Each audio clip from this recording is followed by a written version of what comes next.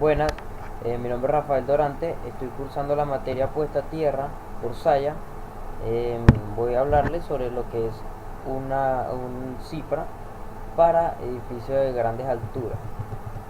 Soy el grupo número 9. Para una pequeña introducción, si pudiéramos resumir lo que en el conjunto de normas, reglamentos, artículos de investigaciones desarrolladas en el mundo dicen en relación a los rayos, tendríamos a un CIPRA, que esto significa Sistema Integral de Protección contra Rayos. Un CIPRA se subdivide en Sistema de Protección Exterior, que analiza lo exterior a los sistemas a proteger; Sistema de Protección Interior, que analiza la protección contra rayos al interior del sistema a proteger; y el Sistema de Prevención y Predicción del Rayo, que brinda la gestión de prevención y predicción de caída de rayos, que es un tema nuevo para nuestro país y se encuentra en desarrollo. Dentro de lo que son las funciones de un sistema de protección externa, tenemos recibir el impacto del rayo, derivar la corriente del mismo modo seguro hasta la instalación de puesta a tierra y dispersar la corriente de rayo en el terreno. En lo que es la función del sistema de puesta a tierra, de la parte interna, tenemos que proteger instalaciones y equipos frente a la corriente de rayo y sobretensiones que puedan afectarles, bien sea a través de las líneas de alimentación de baja tensión o bien a través de las líneas de transmisión de datos y comunicación. Esto mediante instalaciones coordinadas de la descarga correspondiente. Hablando un poco sobre lo que es el tema equipotencialidad. La equipotencialidad reduce las diferencias de potencial producidas por las corrientes de radio. Esto no se consigue conectado a todos los elementos metálicos de la instalación, incluyendo los circuitos eléctricos y de telecomunicaciones, a la misma toma de tierra mediante conductores de equipotencialidad o descargadores de corriente de rayos y sobretensión. Se realizaron cálculos para eh, indicar el índice de riesgo en nuestro caso. En nuestro caso, consideramos el lugar para determinar el índice y podemos calcular según la calificación donde tenemos lo siguiente. El proyecto se basa en una edificación de gran altura, es de ladrillo y concreto con aparatos eléctricos de alto costo construido en una ciudad.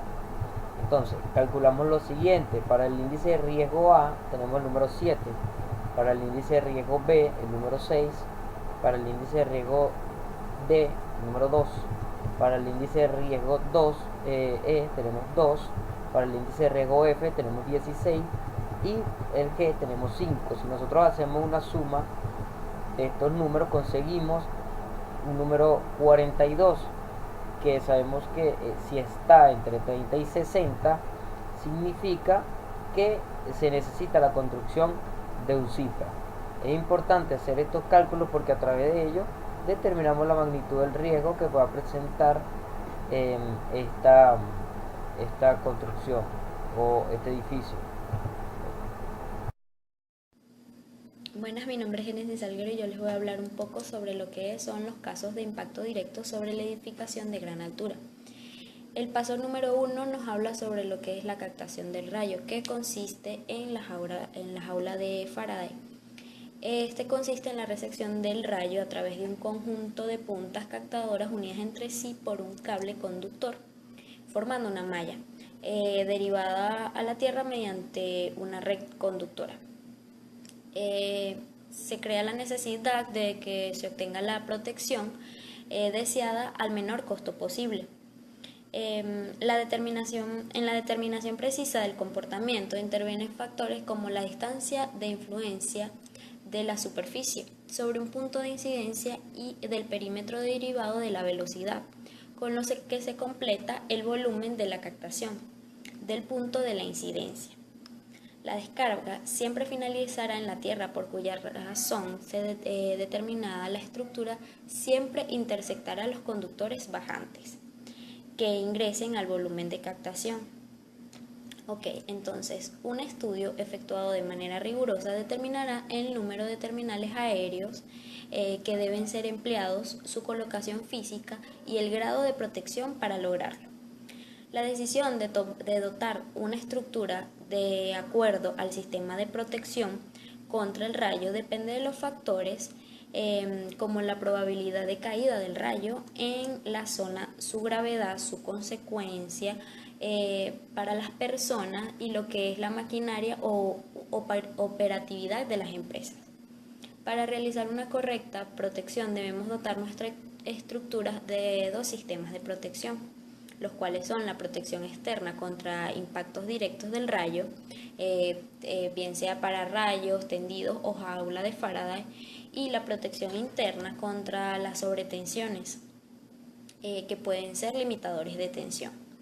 Tanto el sistema de protección externo como el interno están apoyados por un buen sistema de toma a tierra o puesta a tierra para la evacuación de las corrientes del rayo, así como una adecuada equipotenciabilidad entre los sistemas de tierra, tanto los sistemas de protección como los circuitos eléctricos y telefónicos del espacio a proteger. Entonces, para la protección de las estructuras y personas se hace necesario la utilización de sistemas de protección contra rayos. Entre las estructuras necesarias para la instalación de sistemas de protección podemos decir que una de ellas serían los edificios o las zonas abiertas con congruencias de público, depósitos de materiales peligrosos o edificios de patrimonio cultural. Ok, el paso 2 nos habla de la conducción del rayo. Esta conducción de la elevada magnitud de potencia asociada a la descarga requiere sumo cuidado en la preparación de los componentes del sistema de descarga, su diseño y su disposición. Los conductores convencionales son de alambres o de cables de cobre desprovistos de aislamiento, para evitar así la producción de arqueos laterales generalmente deseables al tener conductores de bajante múltiples. Los conductores de bajantes deben ser colocados de manera que sean alejados de los equipos electrónicos sensitivos. Ok, el paso número 3 nos habla de lo que es la puesta a tierra.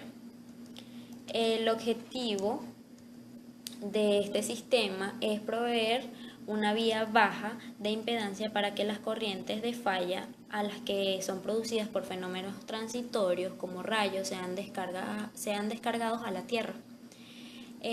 Una puesta a tierra efectiva significa que está conectada a tierra a través de una conexión o conexiones suficientes de baja impedancia y capacidad de conducción de corriente, para así impedir los aumentos de voltaje que podrían resultar un tanto riesgosos o peligrosos para las personas o para los equipos que se encuentren en la zona.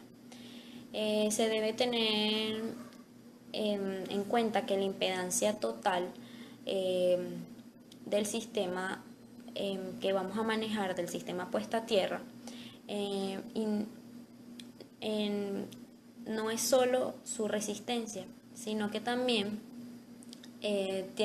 contiene los valores bajos que permitan disipar tanto los elementos de baja frecuencia como los de alta, que son generalmente contenidos en la descarga. Ok, esto podemos nombrar los electrodos de varillas, que son de gran utilidad. Los electrodos de varillas serán de aceros o de hierros con revestimientos de cobre, con un diámetro de 1.59 centímetros y una longitud mínima de 2.4 metros. Los electrodos de varillas deberán instalarse de manera que no menos de 2.4 metros de longitud estén en contacto con el suelo. Deben estar enterrados a una profundidad mínima de 2.4 metros, excepto donde se encuentre la roca de fondo, en donde esté el piso, cuyo caso el electrodo se instalará o se hincará en un ángulo cuya inclinación no exceda los 45 grados de vertical. El extremo superior del electrodo se instalará al ras del nivel del piso o terreno, al menos que el extremo sobresalga. En este caso, ese extremo será resguardado o protegido. Ok, los electrodos de placa. Estos electrodos de placa serán de material ferroso o no ferroso. Eh, y cada electrodo tendrá una superficie exterior no menor a 0,186 metros cuadrados. Las placas de hierro o de acero tendrán un espesor mínimo de 6,35 milímetros y las de metales no ferrosos un espesor de 1,52 milímetros. El conductor del electrodo de puesta a tierra. Gracias. Bueno, mi nombre es Vanessa y yo les voy a hablar sobre el proyecto de CIFRA. En este momento les explicaré los pasos 4, 5 y 6 y les hablaré un poquito de las normas. En este caso tenemos el paso número 4, el diseño. Es importante asegurar que se tiene un solo punto de puesta a tierra eléctrico. Por lo tanto, todos los componentes del sistema deben estar debidamente conectados y así formar un sistema equipotencial, con lo cual se elimina la posibilidad de daños ocasionados por diferencias de potencial inadvertidas. Cada tierra individual para rayos, telecomunicaciones y salas de equipos debe ser de alta integridad, autosuficiente y debe ser considerado como parte de un todo para el sistema integral de puesta a tierra. La instalación que se debe proteger. El paso número 5 habla sobre la protección de los equipos. No se trata de simplemente colocar protección contra incidencias directas de rayos en todas las entradas del edificio de la vivienda. Para una protección realmente efectiva se requiere que los terminales principales de las entradas del servicio de electricidad estén provistos de dispositivos para rayos. Paso número 6. La protección de la entrada de servicio. Para proteger las líneas entrantes utilizadas para la transmisión de datos contra la incidencia de rayos, descargas atmosféricas, se debe instalar barreras protectoras de alta velocidad con el fin de limitar los voltajes producidos. Las normativas, por aquí tenemos la norma DIN del 2005-2009, refleja el estado actual de la técnica y ofrece mecanismos de protección sencillos, unificados y eficaces contra las consecuencias y repercusiones de descargas de radio de las antenas. Las antenas construidas de acuerdo con esta normativa no elevan la probabilidad de descargas de rayos.